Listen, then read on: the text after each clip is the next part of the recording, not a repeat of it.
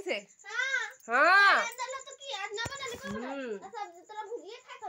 भुंजिया ना रहता এটা কি না লাগে ভুনিয়াটা 40 টাকা কিলো है तो भुनबे ना तनी खाए थोथनी ना खाबे का पार। तो हाय फ्रेंड, मेरा यूट्यूब चैनल में आप लोग का स्वागत। देख सकते हैं इधर देखिए सब्जी बनाए हैं, दाल बनाए, घुगनी बनाया। देखिए ये क्या कर रही है, देखिए। और हम ये वाला भुंजिया बनाए, ये वाला भुंजिया नहीं खाइए। देखो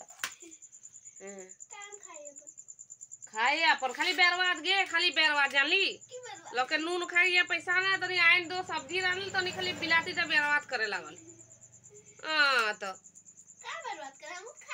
हाँ खाए तो बर्बाद भेलू। दाल जब दाल बनल सब्जी बनल तो की जरूरत टमाटर बर्बाद करे।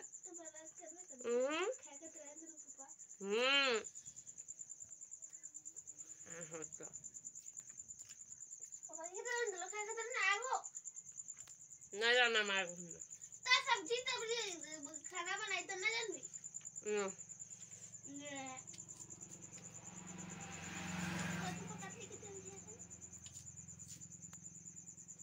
फुटानी कम नहीं गिला हां रहता नहीं।